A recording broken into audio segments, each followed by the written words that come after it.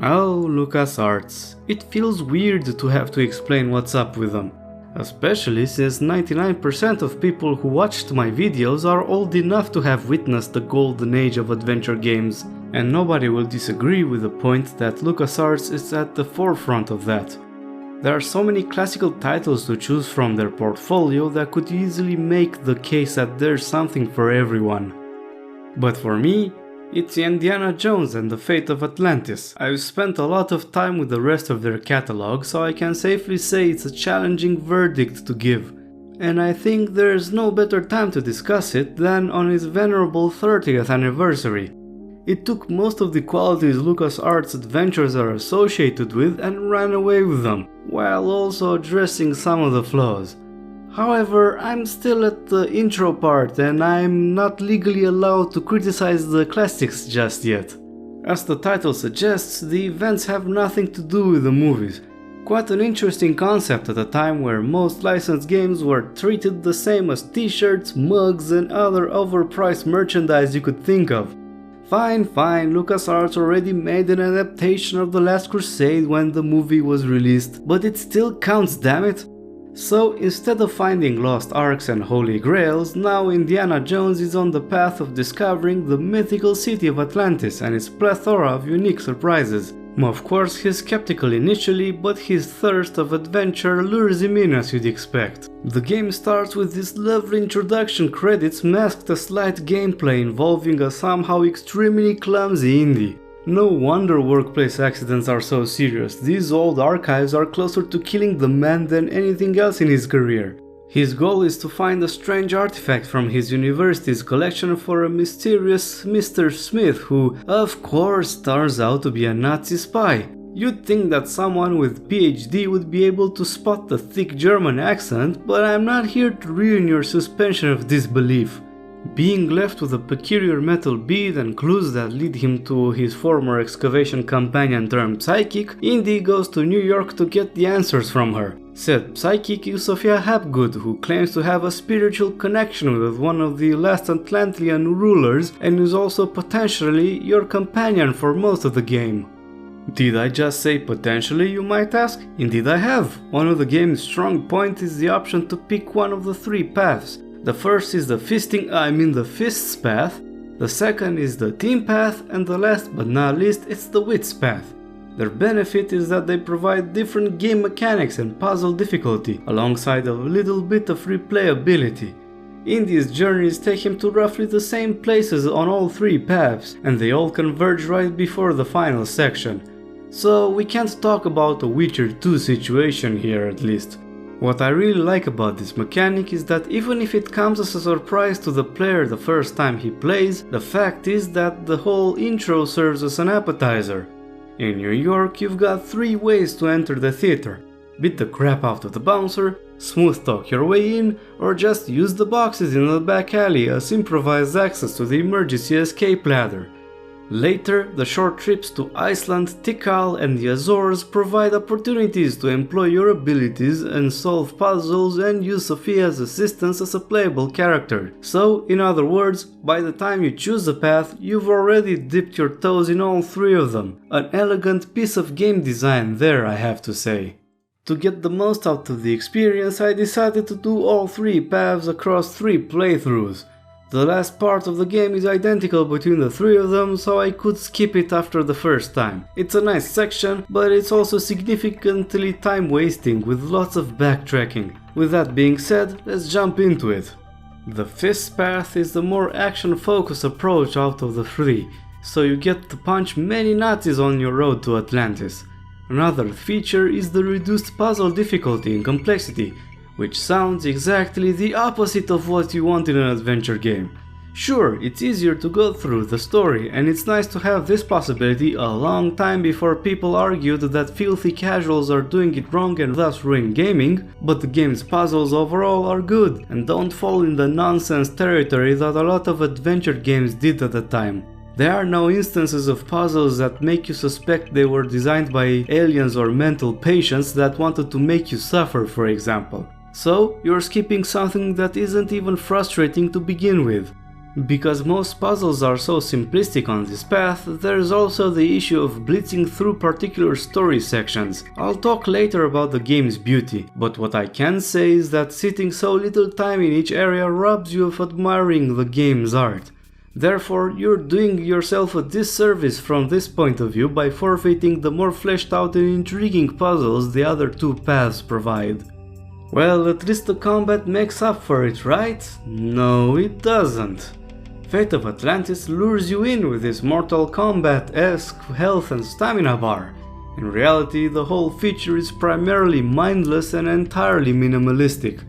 Naturally, you could wait for your stamina bar to charge between punches and target the areas uncovered by your opponent's guard.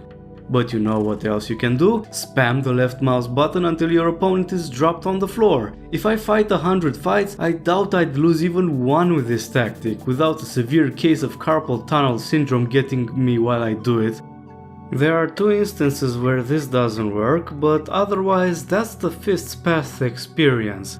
The section of the caves in Crete is pretty annoying since you get to fight many Nazis, a repetitive and an uninteresting experience. By that point, the fights seem like time wasters. But do you want to know the best part? The developers knew that the combat was lackluster, so they provided us with the sucker punch button. Yep, you press 0 and your adversary searches for dropped coins on the ground. So, in short, you're sacrificing better puzzles, additional locations, characters and dialogue for crappy fights that you can skip at the press of a button. I played this path for the video, but the last time I took such a bad deal was when I paid my taxes.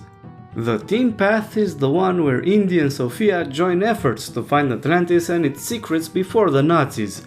As expected, the quests are more elaborated here, benefiting from the additional locations and exciting puzzles. Even if playing with two characters in some instances sounds like the main advantage, unfortunately it doesn't come up that often. When it does though, it provides some great moments. But as you play, you realize that the best part is all the interactions between Indy and Sophia. Usually the game has a somewhat straight tone sprinkled with a little bit of humor, but their interactions are filled with many amusing lines. One disappointing aspect of the team path though is the over-reliance on Sophia is stuck or captured and only Indy can help her situations.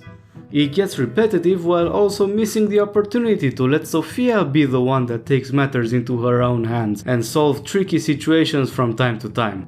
Oh, and Sophia tends to get in the way of your pointer, forcing you to just move so her sprite won't cover whatever point of interest you're looking for. But overall, this is the most well-made path out of the three. It provides plenty of good dialogue and puzzles. And it entirely does away with the lackluster combat I complained about when discussing the Fist's Path. The Wits path is where Indy faces elaborate puzzles alone and without combat. On the one hand, thank goodness for the latter part, but on the other, missing Sophia as a companion hurts the experience, especially since the puzzles aren't way more complex than the team path has. Sure, they have their own fun situations, but I wouldn't call them brain twisters either. In the case of the team and the Fist path, at least I could have argued that memories of me playing the game decades ago aided me in some of them, but I never played the Wits path before and I felt most of them were relatively straightforward. And this is coming from someone who does the capital sin of using walkthroughs in adventure games. Yeah, I do that and I'm not even sorry. I spent enough hours of my childhood walking around in circles in various adventure games that concocted outright diabolical puzzles that no one in their right minds could solve. So, no thanks, that's not the life I want to live. In Fate of Atlantis, the only session that made me search for one was ironically on the Fist path in the Crete Cave Labyrinth. I hate labyrinths with all my heart, especially when they involve solving a puzzle you have little to no clue it even exists. But you shouldn't let my small rant confuse you. Fate of Atlantis has accessible puzzles for the most part. What's even better is that they're varied and provide a lot of very gripping scenarios to get through. I had no moment where I thought I'd been doing a specific puzzle style for the nth time. Because of this, the rare occasions where puzzles become frustrating or require backtracking don't impact the enjoyment I felt. All three paths are worth trying if you have the time, but if you have to choose only one, the team path the best by far. The deficits of the fist path are too apparent for it being your only playthrough, and it's not a very enjoyable experience overall. On the other hand, the Wits path loss of companion is in no way compensated by the puzzles it comes with, as fun as they can be. It's not a terrible choice, but I suggest people play this as a second playthrough after trying their hand with the team path. A common trait for all LucasArts adventures of this era is the exquisite art. I suspect that the footage running in the background went some way to prove my point. But just to spell it right out of the bat, it's gorgeous. I know that it's technically pixel art, but I feel uncomfortable calling that, funnily enough. 30 years ago, this was just digital art, there was no other way to do it. But regardless of semantics, every room and animation are treated with the attention and care that LucasArts got us used to. For a game that has only so many pixels, the nuance, the detail, the way color is used and the visual richness is at an impressive level. It also helps gameplay since the attention to detail makes every little object and prop distinguishable visually. Even if, to some extent, you have to do a bit of pixel hunting, the low resolution I mentioned earlier makes it a non-issue compared to the more modern adventure games. What definitely knocked me out was the few instances where Indy finds himself in pitch darkness. Here, the game really does a terrific job of reproducing the effects of your eyes slowly adjusting to low light levels. Not only it's a nice touch, but the way everything's drawn at each stage of the adjustment looks fantastic. Obviously, my appreciation is also extended towards the general art direction, particularly when it comes to the Atlantean artifacts and features. The game's writers relied on pseudo-scientific literature from the 19th and early 20th century for documentation. While this certainly helped, the artistic depiction of the almost alien Atlantis does an excellent job of drawing your interest throughout the story. During the intro, you're presented with intriguing artifacts such as Sophia's necklace, the orichalcum beads, or the world stones alongside their functions. But once you get to Atlantis, you're met with very nicely designed features, from statues, ancient machines, robots, and what's left of the ruined city. It perfectly fits the regular Indiana Jones experience in this sense. The first part of the story is grounded in reality, sprinkled with some fantastic elements to hook you in, and afterwards, the finale doesn't shy away from amazing you with its seemingly never-ending pool of unique art. As I mentioned at the start of the video, I believe that Indiana Jones and the Fate of Atlantis is the finest LucasArts adventure game from their catalog. Therefore, I advise anyone watching this to give it a go. You don't have to play it over long periods either. You just save and exit and pick it up another day. Even better, not only you can easily play it on PC thanks to ScumVM, but this nifty piece of software is available on mobile phones as well. I'm pretty hilariously illiterate when it comes to phones and I still got it to work relatively quickly, so anyone can do it as well. There's been much bemoaning over the decline of the adventure genre and the disappearance of LucasArts as we knew it.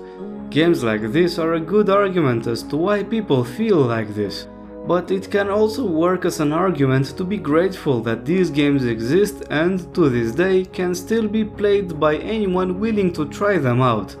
There are hundreds of hours of content for anyone interested in adventures with good dialogue and good puzzles. Fate of Atlantis should represent the first 10 easily. Thanks to everyone for listening to my opinions over a game that's almost a third of a century old. Whip out some likes, subscribe if you haven't, and don't forget to share this with some like-minded fellows. Until next time, cheers!